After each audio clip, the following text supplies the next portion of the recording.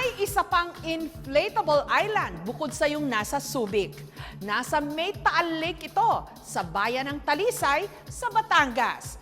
Kung ang trip mo naman, malakas na hampas ng alon, meron yan sa Hernani, Eastern Samar.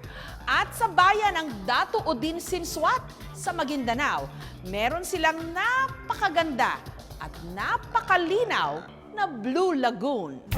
Ngayong summer, meron bang mararating ang iyong 20 pesos? Meron sa Hernani, Eastern Samar. Ang iyong 20 pesos entrance fee sa Canhugas Nature Park. Pero hindi pwede rito yung mga mahihina ang loob para ito sa mga thrill seeker na ang trip mga nagtataasang alon.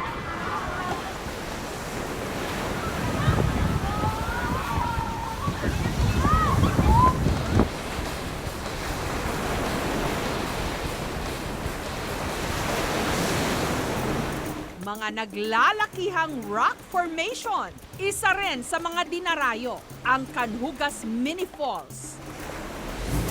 Pagdating ng alas 9 ng umaga, sunod-sunod na ang paghampas ng alon sa sobrang lakas, parang nagkakaroon ng mini waterfall.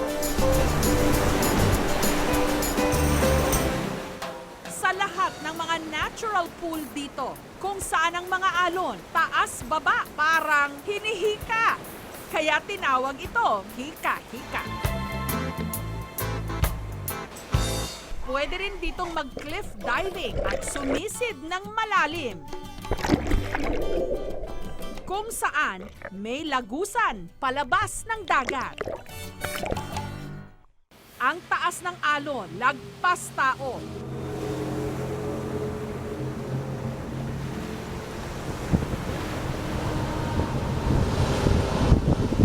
Kaya naman may itinalaga ang munisipyo na mga lifeguard katulad ng mangingisdang si George. Nag-deploy kami ng mga lifeguards na nagbabantay sa kanila. Kung hindi pwede paliguan doon sa mga swimming pool at sa kahika-hika, stricto kami sa pagpapatupad ng mga safety measures namin dito kasi delikado dito pag malalakas yung alon. Sa hindi kalayuan, makikita ang tila kalsada na kulay aspalto na nakatayo sa gitna mismo ng dagat. Ito ang Makaandog Bridge.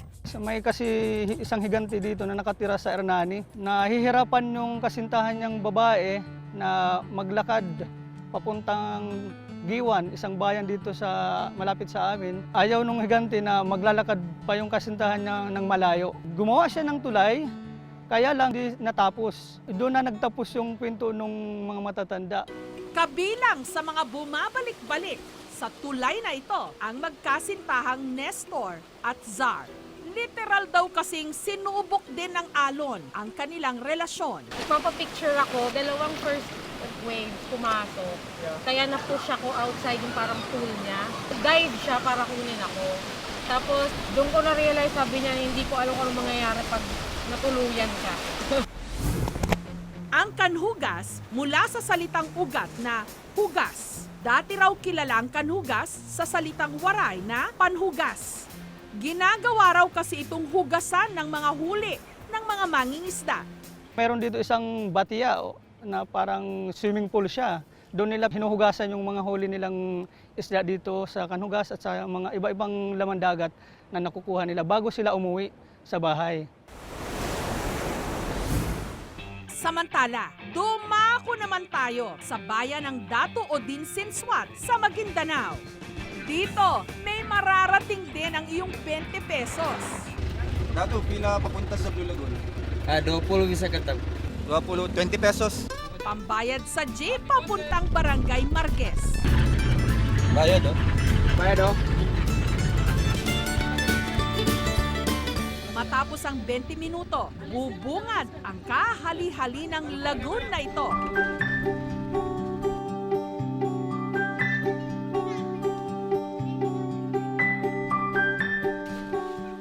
Inihahalin tulad sa Enchanted River sa Hinatuan sa Surigao del Norte. Dahil kabigha-bigha ni ring asul ang lawa. Ang tawag nila rito, Enchanted Blue Lagoon.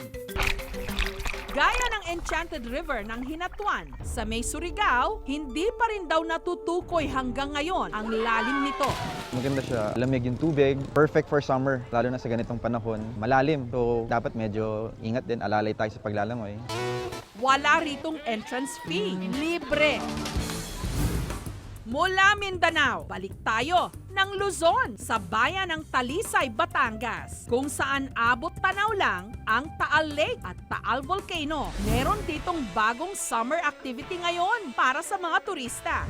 Inflatable water park sa ibabaw mismo ng Taal Lake with a view of Taal Volcano. Ito ang Aqua Park. Ang inflatable island may lawak na humigit kumulang 3,000 meters. Ang mga bakasyonistang sina Marilyn, Charisse, Cecil at Christine matapos ang 7 taon dito nagkayayaan para mag-reunion. Parang araw silang ibinalik sa kanilang kabataan. Makailang ulit mang nadulas, hindi sila nagpaawat sa iba't ibang activities gaya ng water walker, wrecking ball, dolphin slide, trampoline, at human launcher.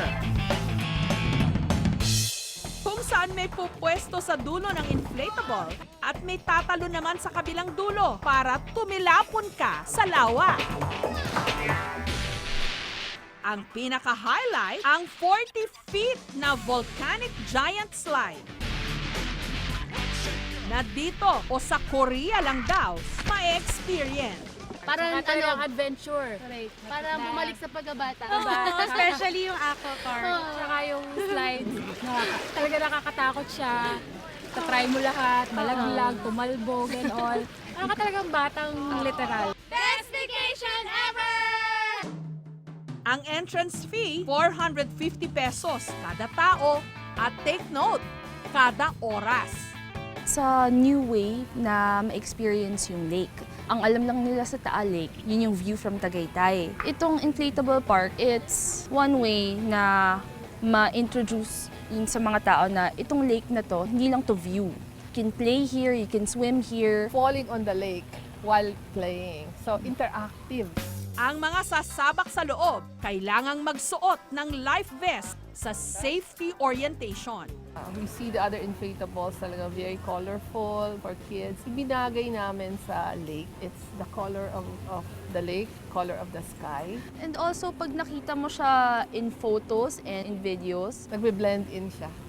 Abiso ng pag-asa, mainit ang tag-init, pero mabilis lang daw itong matatapos. Sandali lang ang ating kaligayahan. Kaya naman, samantalahin na!